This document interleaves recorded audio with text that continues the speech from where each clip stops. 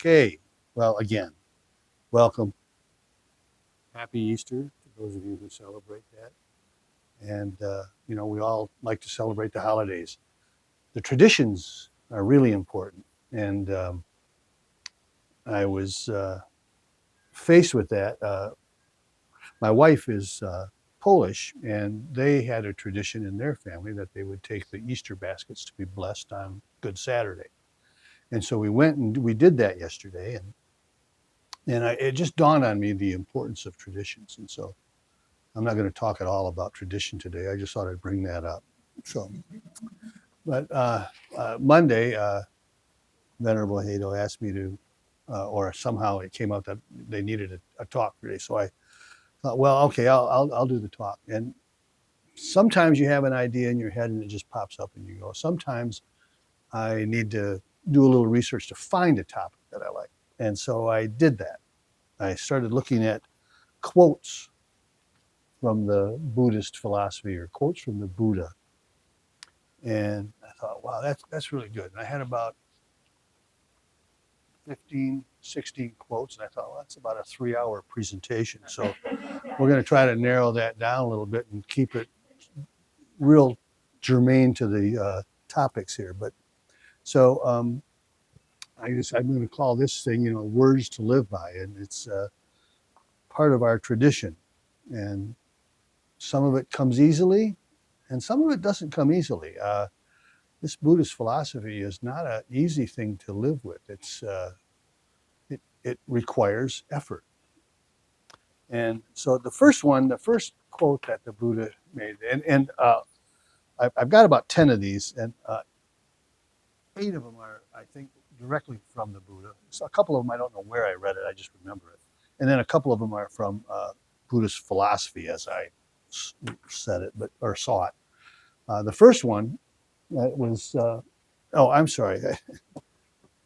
Let's do our reading first. I'm getting ahead of me. So in the Dhammapada, the twin verses are really, really good.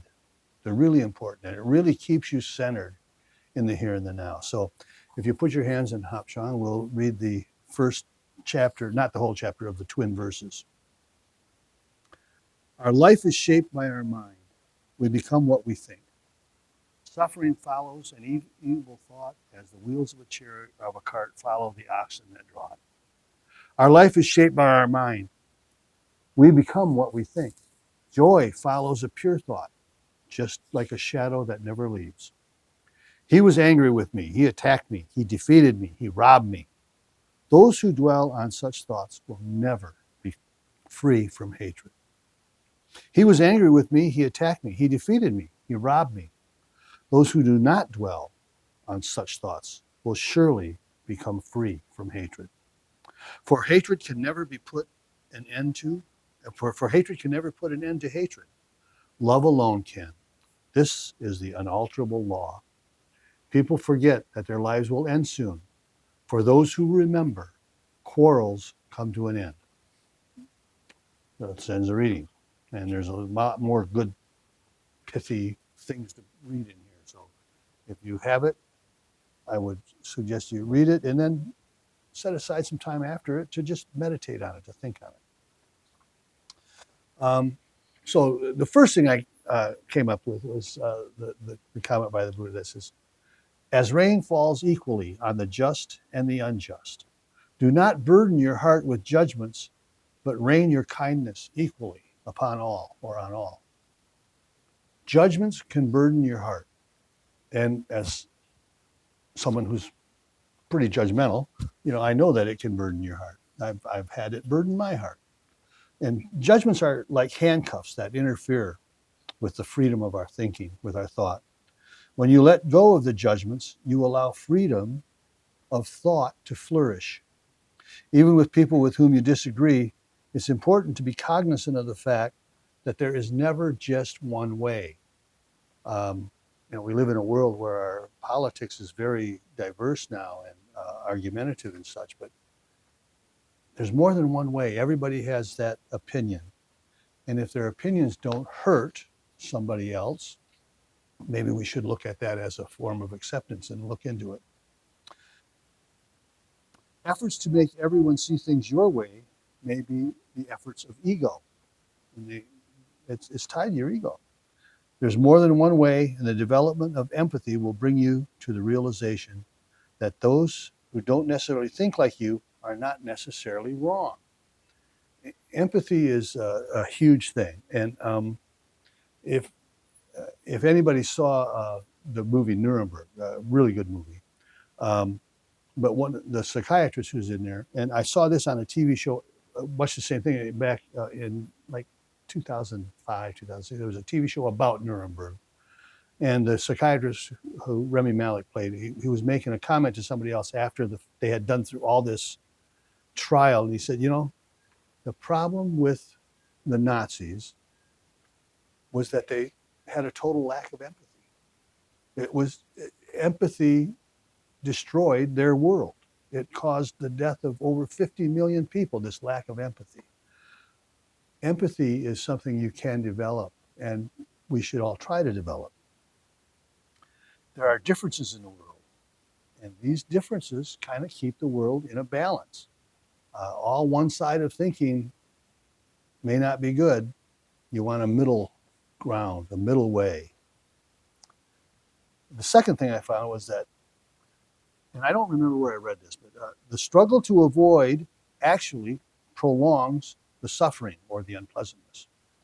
I'm not sure where I read that, but I remember I was reading something that the Buddha had said or had written, and that came up. We give strength to that upon which we concentrate. When you try to avoid something, your thinking feeds that which you are trying to avoid. Acknowledge without judgment if possible. And again, this is not an easy task, but it is possible. Let the thinking process run its course as you concentrate on right here, right now. You try not to concentrate on thinking as much as you think about or try to be here and now. If you're able to stay in this moment, away from the past or the future, and the past or the future is contributing to your unpleasantness, you may find that an appreciation of just being exists. Just be. We're going to talk more about that a little bit later.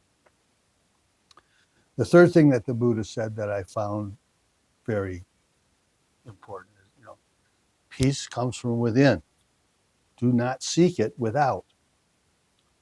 Peacefulness is a state of mind, not a scoreboard on which we don't, not a scoreboard on what you have or what you don't have. Now, the studies of lottery winners by the National Institute of Health have shown that 6 months after a major winning ticket, the winners are pretty much thinking exactly like they did before. And it's just not going to change your thinking to have a couple $1 million. I'm not saying I wouldn't enjoy it.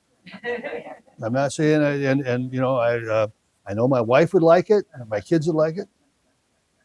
But excitement is not peacefulness. And something like that, which is exciting, is very temporary. It goes away quickly. Excitement is fickle and a short-term state of mind. Peacefulness is not fickle. But it's also not permanent. Peacefulness has to be adapted and contributed to and worked on. Nothing is permanent. The difference between the desire for what you want and the appreciation for what you have is the difference between night and day. And when you appreciate what you want, then you have that peacefulness that has the opportunity to come into your life. The fourth thing we had was that if we could see the miracle of a single flower, clearly our whole life would change. Again, I don't know where I read that, but somewhere online it came up. Now, we're told to stop and smell the roses. That I never promised you a rose garden, but you still want to smell the roses. That's good advice. When you look closely at the flower or a tree or a sunrise or a sunset, you are in the moment. When you look at it, right, when you're just concentrating, you're in the moment and you're in the universe. Well, you're not in the universe. You realize that you are the universe. You realize that the flower is the universe. Small things make up the majority of our life. Now, there are bigger things like weddings and promotions, health, a host of other issues. But for the most part, small daily happenings are the experience of our lives. Use nature to see and appreciate the small things that can bring you a sense of peace because of the way things are, not of the way you want them to be. Having a firm sense of nature can bring with it an appreciation or an understanding that things are basically the way they should be. And acceptance will come into your life if you have that. Five is that the fifth thing was do not dwell in the past, do not dream of the future, concentrate the mind on the present moment. Excuse me. We live right here, right now. This is it. This is the only time we're alive. You cannot be happy in the past because it doesn't exist. It's over.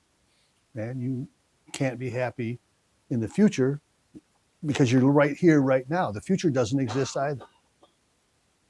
Memories are fine and planning for the future is good, but the obsession with the past or the future is harmful. And obsession with anything is not good because obsession is exclusive. Exclusion limits and takes away from the harmony that is possible in this moment. The next one was 6. Holding on to anger is like grasping a hot coal with the intent of throwing it at someone else. You are the one who gets burned. Yeah, it's so true. Anger is an inside job, just like happiness is an inside job. You may think he or she makes you angry, or this thing made you angry. My grandkids might make me angry, but they don't. They do not make you angry. You make yourself angry. You are your anger. You're angry because things are not the way you might want them to be. Your ego says that it should be your way, not another way. Your anger itself will never hurt another unless you allow anger to result in action that will hurt another. Anger just by itself, if it's just in your mind, it's not going to hurt anybody outside of you. Might hurt yourself, but just deal with that. Just deal with the anger that's in you. And when I said, anger with my children, my grandchildren, I didn't mean anger. I meant impatience. It's more impatience. And I like to think of myself as a patient being. My wife has mentioned on a couple of occasions I might not be all that patient. And, you love your grandkids like you want to just hold them and kiss them. But they don't do what I want them to do all the time. And they can be a little obstinate. I mean, I got to tell you, they're only 3 and 7 years old, so they really don't have a whole lot of things that should make me angry. I love dogs. I love puppies. But even puppies I get impatient with because they don't do what I want them to do. That's my ego. That's my problem. That's in myself. That's in me. The seventh thing, which we read in the Dhammapada this morning, is that hatred does not cease by hatred, but only by love. This is the eternal rule. Now, the Dhammapada's first chapter tells us that. It seems so obvious when you look at the history of the world's civilizations. Hatred results from the fear, the anger, or misunderstanding. As an example, I mean, you look at nationalism. And nationalism has always been based upon separation, fear, anger, or misunderstanding, and the exclusion of others, a lot of times, the real strong nationalism. Again, exclusion rears its ugly head and does more harm rather than good. When you exclude, you harm. It may seem good or safe to the person who's trying to exclude others, but eventually exclusion comes back to you and it will roost with you. The eighth thing I had was nothing is forever except change. Whatever's in your life or whatever is happening in your life is going to change or end. Everyone and everything you know, love, and are in contact with will have an ending. Every relationship will have an ending. You will be separated from everything you hold dear. This is not a bad thing. It's just a fact of the universe. It's held in the universe. The good, the bad, and the neutral are all included. If everything is going to go away, shouldn't we really try to appreciate it right now, right here, right now? Because this is all there is. Shouldn't we live this? No. Shouldn't we live with in this moment, knowing that everything is impermanent? And just remember, that which comes to be ceases to be, and that includes our universe. I mean, our sun is going to swallow the whole solar system. Now, I hope it's not next week or the week after, but in several billion years, I'm told this is going to happen. I'm pretty sure I'm not going to be around to see that. Yeah. Now, the next one I had was from John Kabat-Zinn, and while it's not necessarily maybe what the Buddhist actually said his own words, but it's based on Buddhist philosophy. We fill our lives up with so much doing, we don't have time for being. And again, we get back to that being. Just be here and just be now. Can we learn to appreciate the moment and just rest in the moment? You can learn to do that. Now, again, it's not easy. I tend towards the restlessness. So just sitting can be a challenge. Again, just sitting this morning thinking about this talk, I'm not sure I was in the moment all the time. I was a couple minutes ahead.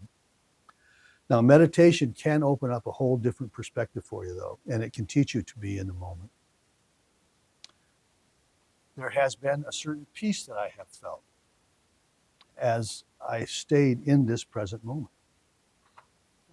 I can get out of it very quickly, but I can get back into it too. And our meditation is just for that reason, to just be here, just be now. Now, this is not, again, from the Buddha. This is from a songwriter that I have appreciated for the last probably 20 years, 15 years anyway. I don't know if you all know a songwriter, singer by the name of Griffin House. But one of his songs that I was listening to this week, which kind of made me think that, I want to include that in the talk, even if it's not the Buddha. But it kind of has the Buddhist philosophy behind it. And his song, the name of that song is, "You Can't Get Around What You Gotta Go Through." And this is a song that I found from a favorite songwriter. I don't think I've seen this as a direct quote from the Buddha, but it has a Buddhist perspective. Unpleasant stuff we experience is part of our life, and we have to go through it. Maybe it's grief. Maybe it's a health issue. Maybe it's a relationship issue. The point is that something we are in the midst of, we would rather be somewhere else or avoid that thing. And there is no avoidance. Everyone will experience grief. Everyone has experienced grief, I'm sure, in this room. Remember that grief is part of life. Grief is part of living. Your grief has a tie-in to your love. That which you love and it goes away causes you to grieve. These are words, that sometimes when I try to think about my grief doesn't disappear. But it can be lived with, obviously, and I know that everybody understands that. But when you think of grief as a result and a direct contact with the love that you had, maybe there's a sense of gratitude that the love that you had was present, was there. Most of us, those of us who are a little older, you lose your parents, and it's grief. But over time, I came to appreciate the fact that I had great parents. I had, I'm not sure they always thought I was a great kid, but they usually did. But there was a sense of gratitude that has taken over that grief that I have felt. And they've been dead for quite a while. But I'm so thankful that I was able to be raised by them and have their experience or have their life be part of my life, that the grief can be tempered. And that's about all I've got to say. Thank you.